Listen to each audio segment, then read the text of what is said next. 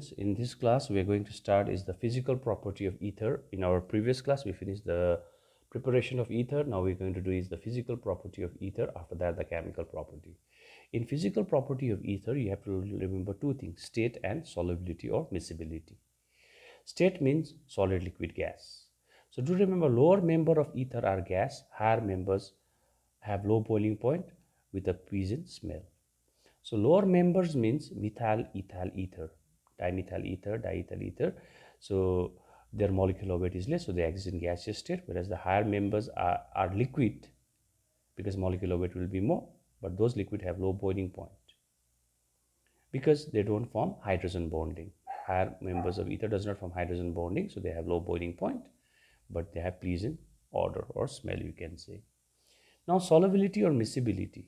Solubility and miscibility of ether in water decreases from lower member to the higher member due to increase in size of alkyl group, methyl, ethyl, propyl, butyl, as you go on. So from lower member means methyl, ethyl, higher members means propyl, butyl, like that. So as the alkyl group increases, the size will increase, and if the size will increase, tendency to show hydrogen bond will decrease. Therefore, they are less soluble in water and they are less miscible in water. They are less miscible in water, and water is inorganic solvent. But they are fairly soluble in organic solvent like alcohol and benzene. So do remember, students, lower member to higher member, when you go, the size of R, that is alkyl group, will increase, whereby the tendency to show hydrogen bonding will decrease. As a result, they are less soluble in water, they are less miscible in water, which is an inorganic solvent. But they are fairly soluble in organic solvent like alcohol and benzene. So remember these two physical property of ether. Now we'll go to the chemical property of ether. Now students, we'll go to the chemical property of ether, where you have to learn some important reactions of ether with other compounds. So first let us see the reaction of ether with chlorine. Now do remember, student, the job of chlorine or the function of chlorine in organic chemistry is to remove alpha hydrogen atom from any compounds. So always remember, the job of chlorine is to remove alpha hydrogen atom from any compound in organic chemistry. And what is this alpha hydrogen atom? I'll explain you later. So you can see out here CH3CH2 means C2H5. This is ethyl. This is also C2H5 ethyl. This is called diethyl ether. Diethyl ether is the name. Now you are reacting with chlorine in dark. So when you react chlorine with diethyl ether in dark, the job of chlorine is to remove alpha hydrogen atom. Now let us see what is that alpha hydrogen atom. So in this diethyl ether, O is the functional group, okay? O is the functional group. Adjacent to the O is called alpha carbon. Adjacent to the alpha is called beta carbon. Similarly here, adjacent to the functional group O is called alpha carbon. Adjacent to the alpha is called beta carbon. Functional group adjacent carbon is called alpha carbon. Adjacent to the alpha is called beta. But if you write one side alpha, the other side should be alpha dash. If you write one side beta, the other side should be beta dash. Okay. Now the job of chlorine is to remove alpha hydrogen when you react in dark. So remove one alpha hydrogen from here, remove one alpha hydrogen from here. So what is left here then? CH3, CHO, CH, CH3 is left. So what I did, I remove one alpha hydrogen from here, I remove one alpha hydrogen from here. So total 1 and 1, 2 hydrogen is removed. In place of 2 alpha hydrogen, 2 chlorine will enter in place of alpha hydrogen. So you can see the alpha hydrogen has been removed by chlorine, and in place of that 1 chlorine has entered. Now 2 hydrogen which has been removed from here, 1 hydrogen from each, will combine with chlorine to form HCl. So 2 hydrogen will combine with 2Cl. 2 hydrogen will combine with 2Cl to form 2HCl, which will be your byproduct. So we write minus. Minus means it is a byproduct. So altogether, how many chlorine is used then? Here 2 chlorine is coming out. Here 2 chlorine is introduced. Total 4. So to balance, we'll write here 2. So it's balanced, students. And the name of this compound which is formed is called 1,1 dash. Or you can say alpha alpha dash. Instead of 1 dash, you can even say alpha alpha dash. Alpha alpha dash dichloro diethyl ether. The parent name is diethyl ether, so we write diethyl ether. So the name is 1,1 dash, or you can say alpha alpha dash dichloro diethyl ether is the name of this compound. And do remember, the job of chlorine is to remove alpha hydrogen. The job of chlorine is to remove alpha hydrogen from any compound, and hope so you understood. But what if the same reaction I do instead of dark in light? Instead of dark, if you do it in light, this chlorine will not only remove alpha hydrogen, but it will remove beta hydrogen also. Ether, diethyl ether, diethyl ether. Functional group adjacent carbon is called alpha, adjacent to alpha is beta, adjacent is alpha, adjacent to alpha is beta. So if it is alpha, this will be alpha dash. If this is beta, this will be beta dash. In dark, it removes only alpha hydrogen, but in light, it will remove all alpha and beta hydrogen. So now let us see how it happens. So here you can see what has happened. So it has removed 3 alpha beta hydrogen, 2 alpha hydrogen, 2 alpha hydrogen, 3 beta hydrogen. So in light, it will remove both alpha beta hydrogen. And 3 hydrogen will get removed by 3 chlorine, 2 hydrogen will get removed by 2 chlorine, 2 hydrogen gets removed by 2 chlorine, 3 hydrogen will get removed by 3 chlorine. So from here you can see all alpha beta hydrogen is being removed by chlorine in light. In dark, it removes only alpha hydrogen, in light all. Now, so how many hydrogen is removed then? Chlorine has entered in place of hydrogen. So how many hydrogen is removed? 5, 3 plus 2, 5, 3 plus 2, 5. That means 10 hydrogen has been removed. Minus 10 hydrogen means removed. And that will combine with chlorine to form 10 HCl, which is the byproduct. Now chlorine used. Here is 3 plus 2, 5, 3 plus 2, 5. Total 10. And with this 10, it becomes 20. So 20 chlorine is used. So put here 10 to balance. And the name of this compound is called perchlorodiethyl ether, because this compound is known by the name diethyl ether. This compound is known by the name diethyl ether, and this compound has come from diethyl ether, so we call perchlorodiethyl ether. So in dark, it removes only alpha hydrogen. In light, it can remove both alpha beta, and it is very important property of ether.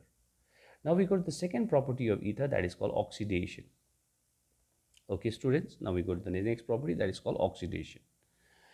So when you show the oxidation reaction of ether, it is better to show the 2 lone pair of electrons of oxygen, which is not required all the time, but when you show oxidation, shows 2 lone pairs of electron of oxygen.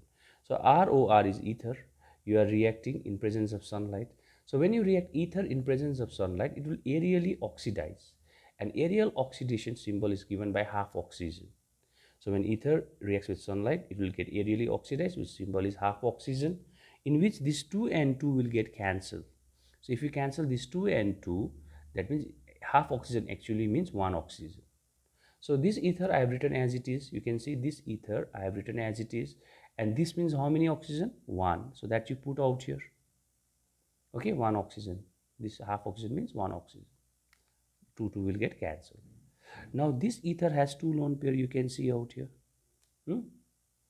And you know that oxygen has atomic number is 8, so the configuration is 2, 6. So this oxygen will have 6 in the outermost shell. Now is this oxygen octet? No. To become octet, it requires 2 more. Therefore this oxygen will give this 2 electron to this oxygen, so that its oxygen becomes octet and form coordinate bond, which is represented by the arrow sign. And why arrow is towards this oxygen? Because it is forming coordinate bond. Okay, and this compound is known by the name dialkyl. O bond O is called peroxide. So this compound is called dialkyl peroxide. And this compound is an explosive compound, students. This compound is an explosive compound. Do remember. Therefore, ether is never stored in transparent bottle. So if you store ether in transparent bottle, in presence of sunlight, it will aerially oxidize to form dialkyl peroxide, which is an explosive compound. To prevent that, it is always stored in dark color bottle so that it will not aerially oxidize. It's also important reaction. Now let us see one particular example of this.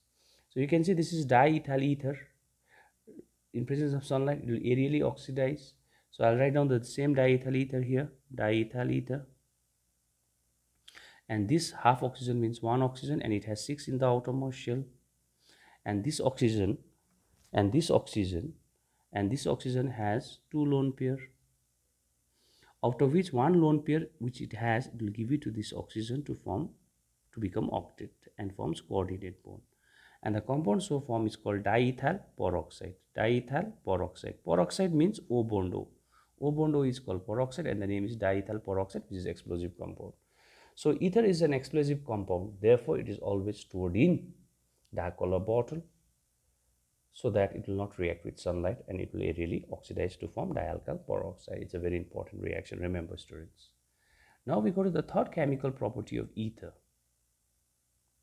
Now you know that the ether formula is ROR. Ether formula is ROR, reacting with PCl5, known by the name phosphorus pentachloride. Phosphorus pentachloride. So when you react, okay, ether with PCl5, you always break PCl5 this way, PCl3 ClCl. So when you break PCl5, you have to break like this, PCl3 ClCl, total PCl5. So this O which is here will go with PCl3 to form POCl3. POCl3, which is known by the name phosphorus oxychloride. Then this R will go with one Cl, this R will go with another Cl to form RCl, RCl. So you get 2 RCl, which is an alkyl halide. Alkyl halide, or in general, alkyl chloride. If you take here methyl, you get methyl chloride. If you take here ethyl, you get ethyl chloride. Now let us see the particular example of it. So this is called methyl O-methyl, that is dimethyl ether reacting with PCl5. So this O goes with what from here? PCl3 to form POCl3. So this methyl will take 1 Cl, this methyl will take 1 Cl to form 2 methyl chloride. Similarly, in the second one, students, this is diethyl ether, ethyl O-ethyl. When you react with PCl5, this O will go with what? PCl3. If you break PCl5 to form phosphorus oxychloride, then this ethyl will take 1 chlorine, this ethyl will take another chlorine to form 2 ethyl chloride. So do remember, students, whenever ether reacts with PCl5, you get alkyl chloride. Alkyl chloride, methyl chloride, ethyl chloride. And this O will be taken up by PCl3 to form phosphorus oxychloride. And 2R will take 2Cl to form 2RCl. And here the R is methyl, so we get 2 methyl chloride. Here the R is ethyl, so we get 2 ethyl chloride. So it is also a very important reaction for you all to remember. So students, we have finished in this video the physical property and chemical property, in which we did chemical property number 1, reaction with chlorine, oxidation, which is very important, then reaction with PCl5.